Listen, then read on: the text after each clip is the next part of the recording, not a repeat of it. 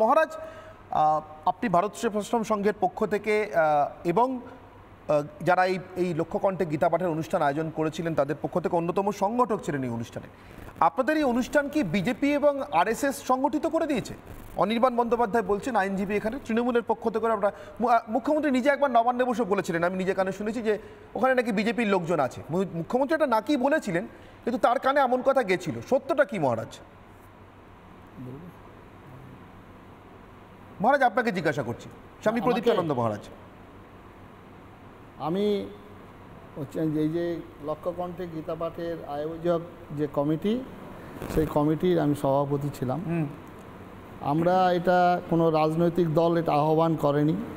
প্রথমত আহ্বান করেছেন আমাদের সনাতন সংস্কৃতি সংসদ এবং ভারতবর্ষের বাংলার বুকে বিভিন্ন মঠ মন্দিরের সাধু সন্ন্যাসীরা আহ্বান জানিয়েছেন। আমরা রাজনৈতিক দলমত নির্বিশেষে, জাতি ধর্ম বর্ণ নির্বিশেষে আমরা সমস্ত মানুষকে আহ্বান জানিয়েছিলাম এই লক্ষ্যকণ্ঠে গীতা পাঠের আয়োজনে অংশগ্রহণ করার জন্য। এবং যারা কাজে ব্যস্ত, যারা নানা রকম চিন্তাভাবনা করেছেন তারা আসেননি, আর যারা এই সনাতন ধর্মের পন্থী তারা এসেছেন। এর সঙ্গে কোনো রাজনৈতিক সম্পর্ক নয়। প্রথমত মহারাজ, আমি একটু আপনার কাছে আসছি কয়েকটা বিষয় একটু পরিষ্কার করবার জন্য। আপনারা মুখ্যমন্ত্রীকে আহ্বান জানিয়েছিলেন মহারাজ, মুখ্যমন্ত্রী মমতা বন্দ্যোপাধ্যায়কে আহ্বান জানিয়েছিলেন। মুখ্যমন্ত্রী কোনো একটা কাজে বা অন্য কোনো কাজে ব্যস্ত থাকলে নাই আসতে পারেন। মুখ্যমন্ত্রী কি কোনো শুভেচ্ছা বার্তা পাঠালেন? না, শুভেচ্ছা বার্তা পাঠান। যেমন প্রধানমন্ত্রীকে আমরা আমন্ত্রণ জানিয়েছিলাম, তিনি আসতে পারেননি, কিন্তু শুভেচ্ছা বার্তা পাঠিয়েছেন।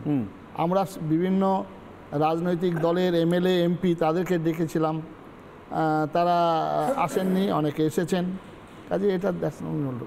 আচ্ছা মহারাজ, আমি কোনো রাজনৈতিক প্রশ্ন আপনাকে করবো না, কিন্তু আপনাকে এই প্রশ্নটা না করে পারছি না। গীতাকে কি আমি সম্পূর্ণ অরাজনৈতিক একটা গ্রন্থ হিসেবে দেখতে পাই? নিঃসন্দেহে গীতা হচ্ছেন শুধু ভারতবর্ষের নয়, বিশ্ব মনীষার শ্রেষ্ঠ নির্যাস গীতা। এবং এই গীতা সম্পর্কে পৃথিবীর বিভিন্ন মনীষীরা মন্তব্য করেছেন, সেই মন্তব্য আমার কাছে রয়েছে।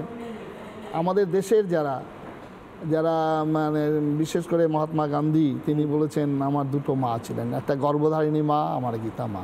আমার মনের যত প্রশ্ন যখন মনে আমরা বিষাদগ্রস্ত হই, দুঃখ হই, নানা রকম সমস্যার সংকটে যখন পড়ি, তখন গীতা মার আশ্রয় নিয়েছি। গীতার কাছে আমি সমস্ত প্রশ্নের উত্তর পেয়েছি। গীতা এমন একটি গ্রন্থ, যে গ্রন্থ সমস্ত বিশ্বের মানব কল্যাণে নিয়োজিত। কিন্তু মহারাজ, যেখানে আমার একটা প্রশ্ন আছে, আমি কিন্তু কোনো দল ধরে জিজ্ঞাসা করছি না। এই যে মহাত্মা গান্ধীর কথা আপনি বললেন, তার বিরুদ্ধে রাজদ্রোহিতার মামলা এনেছিল ব্রিটিশ সরকার, বলছি এনেছিল, তো তিনি আত্মপক্ষ সমর্থনের পর্যন্ত চেষ্টা করেননি। অনেকেই বলেন গীতা পাঠ করেছিলেন বলে। মহাত্মা গান্ধীর মধ্যে মৃত্যু ভয় বলে কিছু ছিল না। গীতা যে পড়ে তার নাকি মৃত্যু ভয় থাকে না। নিশ্চয়ই, নাহলে আজকে এখন দেখুন একদম বিনয় বাদল দীনেশ, মাস্টারদা সূর্যনের, কানাইলাল দত্ত, চিন্তা করা যায়। ক্ষুদিরাম ওই বয়সের ছেলে, তিনি বলছেন যে হাসি হাসি করবো ফাঁসি, দেখবে ভারতবাসী, একবার বিদায় দাও গো মা, ঘুরে আসি।